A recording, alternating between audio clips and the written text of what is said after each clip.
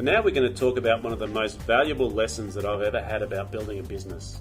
It's a lesson about marketing and it's a lesson about profit. It's called the 5 proven ways to increase your business profits. And it all starts with how we generate inquiries into our business. See, the first thing we do is we generate leads. And what is a lead? A lead is an inquiry, and that'll usually come from some sort of marketing campaign. It'll come from some sort of advertising, or it could be a referral or a word of mouth type thing. It could be anything, but this lead comes in the door. So the next thing we need to do is we need to convert that lead. So if you look at number of leads and you multiply it by conversion, you get a thing called the number of customers. Now, once we know the number of customers in a business, we can work with that. And a customer is someone who actually has spent money with you. And once they've started spending money with you, we need to think about how do we get them to come back, known as number of transactions. So we're looking at a customer and how often they spend with us. The next thing we want to do is work out what the average dollar sale is. So what's average dollar sale?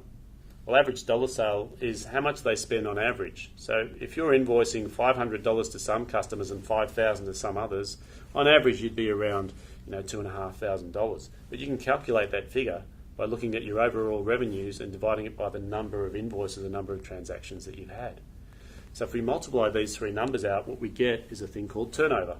So turnover is generally the revenue of our business or how much money comes in. The last part of this formula is we take our turnover and multiply it by a thing called profit margin, which is a percentage, which tells us how much net profit we come up with. Now, the very important thing I wanted to point out about this formula is you'll notice that there's 5 areas that are in green and there's 3 areas that are in purple. See, the areas in purple we can't change because they're a result. What we can change is the areas that are in green. So we can't get more profit, but we can get more turnover or improve our profit margin. But we can't get turnover directly because that comes from customers, how often they spend and how much they spend. And the other one you've got to look at is we can't just get more customers because all we need to do is we need to find more leads or we need to improve our conversion rates. So that's why it's called the 5 ways to increase the profit of a business, because we can work on any one of these 5 areas. Just to make it a bit easier to understand, let's throw some numbers in here. So let's imagine we've got a typical business and we've counted the number of inquiries that have come in and it's 4,000 inquiries for the year. That means that 4,000 people have either emailed, walked in the door or called us and asked us about our product or service. Now we're pretty good at our conversion rate and we can convert 1 in 4, which means out of 4,000 we're going to get 1,000 customers. So that's sort of pretty simple to understand so far. Now if we have 1,000 customers and we know that they're going to spend with us twice in a year, if we look at those customers and we work out that they're spending $100 per transaction, we can multiply those 3 numbers out and we'll get a number which is $200,000 for the turnover of this business. Fairly straightforward so far, but you'll understand why I'm doing this in a moment. So we take that $200,000 and we work out what our profit margin is, in this case 25%, which means we've got a $50,000 take-home profit. Not a bad little business, okay? But it's a starting point. Now what we're going to do is we're going to work on this business and just imagine it's a dog kennel. Just makes it simple to understand what we're going to do. So we're going to start working on this business's marketing plan, and we're going to work on it rather than being really aggressive. We're just going to be very conservative. And the first thing we're going to do is we're going to start with a 10% increase. So I want you to think about your business as I go through this example. And I want you to think about how we can increase your business by just 10% in each of these areas. So let's talk about leads first. So if we looked at your marketing strategies that you're running right now, and if we started to look at the way that you write your advertising, look at the places that you're marketing, we just start testing and measuring. Do you think that we could improve the number of inquiries that we can get into your business over the next 12 months by 10%, just by focusing on it and working on it? Not a lot, just a little bit of an increase, 10%. Because what that would mean is we go from 4,000 to 4,400 leads in a year. So not too hard for most people. The next thing we're going to do is we're going to look at your conversion rate. Now, conversion rate's a little bit different. This is all about sales. Now, the ways we can improve conversion rate, we can look at conversion rate by improving our sales skills. We can look at conversion rate by improving our marketing materials. We can improve conversion rate by looking at things like adding a guarantee in writing. So there's a whole lot of different ways, but all we want to do is increase it by 10%. So instead of 25, it's now 27.5%. Still not too big an ask for most people in businesses. This is fairly straightforward, right? So what happens now is where it gets interesting. Because with a 10% increase in 2 different areas, instead of having a 20% increase, we've gone from 1,000 customers to 1,210. So that's not a 20% increase, that's a 21% increase. Now, it doesn't sound like much, 1%, but where did it come from? See, for people who understand finances and understand numbers, they've probably worked out that what's going on here is a compounding effect. See, I used to think compound interest was something you could only do with investments. I never realised you could actually do it in marketing. So we've actually compounded two 10% increases to get a 21% increase. Yeah, big deal.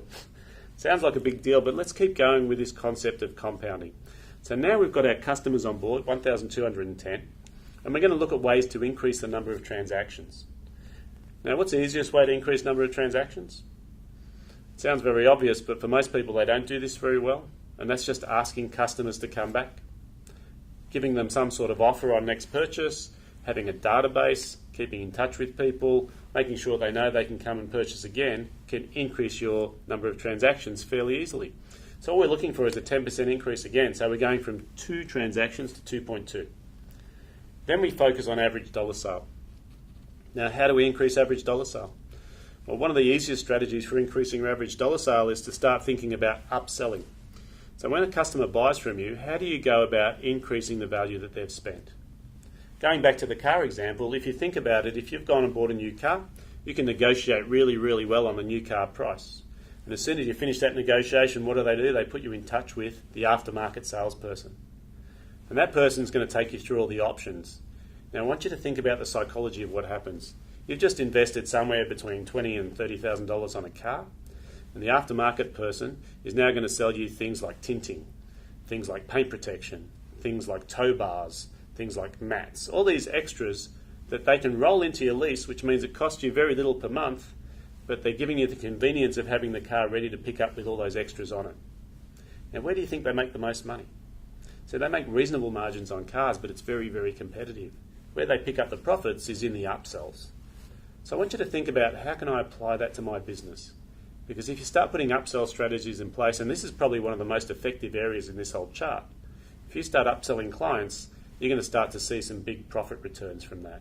But we're just going to go for 10% once again, so we're going to try and lift from $100 per transaction to $110 per transaction. So let's see what happens now. We've added 10% here, we've added 10% there, so we've had 4 areas that we've added 10%. Look what happens to the revenue of this business, or the turnover. It goes from $200,000 to $292,820. Quite a lift in the increase, or quite an increase in the turnover of this business, just from doing things that were fairly simple and fairly conservative. So if we look at where we are right now, we've got quite a substantial increase in turnover of this business. We've gone from $200,000 to $292,820.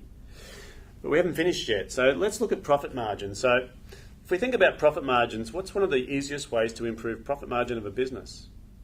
So most people think it's about reducing costs, right? That's one way, but it's not the easiest way. The easiest way of increasing your profit margins is actually to increase your price. Now, I just want to talk about price increasing, because a lot of people think, oh, we'd lose customers. Here's the point. If you're testing and measuring numbers of transactions, if you're testing and measuring conversion rate, and you increase your price, you'll know exactly how many people have said no to the new price. So you can tell how much to increase your price by before anything happens. And this is what I'll promise you. Every time I tell people this story and I say, if you haven't increased your price in the last 12 months, I want you to think about putting a 10% price increase in tomorrow. And I ask them, I follow up in a couple of weeks' time, I say, how did that go? And they go, oh, a couple of people complained about it. I go, how many did you lose? Oh, we lost 1. Out of how many? Out of 50. So what happens when you increase your price by 10%? How much harder do you have to work? You don't work any harder. All you do is you increase your profit margin, and the beauty of it is it's straight into your back pocket. Same product, same amount of effort, basically just 10% more profit. Now, for some people, if you're making a 10% net profit right now, increasing it by 10 is doubling it. So test it out. Don't take my word for it, but let's assume in this situation we can increase by 10%. That's 27.5%. See, now we've taken a business from a profit of $50,000 a year to $80,000 a year. It's a pretty substantial increase. Now, here's my point. We've used compounding interest to build the profit of this business. We've done it by focusing on 5 areas and doing just minor increases in each area. It's a very, very simple way to grow a business, but most people look at it and they go, well, where do I start? Or I don't have time. Or I don't understand exactly how to do it. Or you don't understand my industry. But all they're telling me is that they really haven't thought about this, and they haven't thought about how they can implement these strategies. Because what we've got here is now a doggy kennel and day spa. Because my first thought when I thought about the dog kennel is, how do you get people to come back? Well, you need to start thinking about changing the nature of your business. In this situation, we can't get the dog to come back more often, but what we can do is add services. When we start adding services, all of a sudden, people will spend more money with us. And the one thing with customers is your acquisition cost doesn't change, but your lifetime value can change just by increasing the value of the services that you offer. So this little formula here can actually make significant changes on your business just by understanding which are the areas I need to focus in. We're talking about a 46% increase in revenues or turnovers, and we're talking about a 61% increase in your bottom line profit. Question for you. Thinking about what we've just spoken about, the total increase in profit for this business would be $30,000. What would you do with the extra money? Would you spend it on more marketing? Would you invest in having someone help you build the business? See, the money's not the important part here. What the important part is what the money will give you.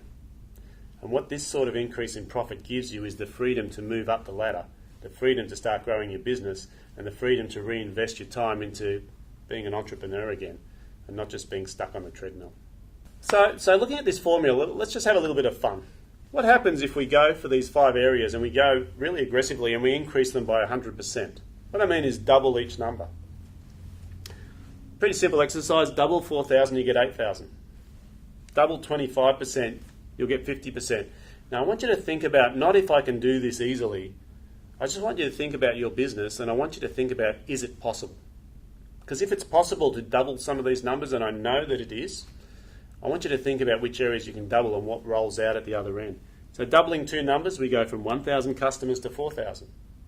Now we're going to double the number of transactions, 2 to 4, and we're going to double the amount of money they spend, go from $100 to $200. Let's have a look at what the compounding effect of doubling 4 numbers in your business can do. This business used to turn over $200,000. Now it turns over $3.2 million. So we're not talking about a doubling, we're not even talking about a quadrupling. We've gone from $200,000 to $3.2 million in turnover. And yes, it's a bigger business. And yes, it's got a lot more employees. And yes, it needs systems. But you can see the power of doubling a few numbers if you work on the individual components.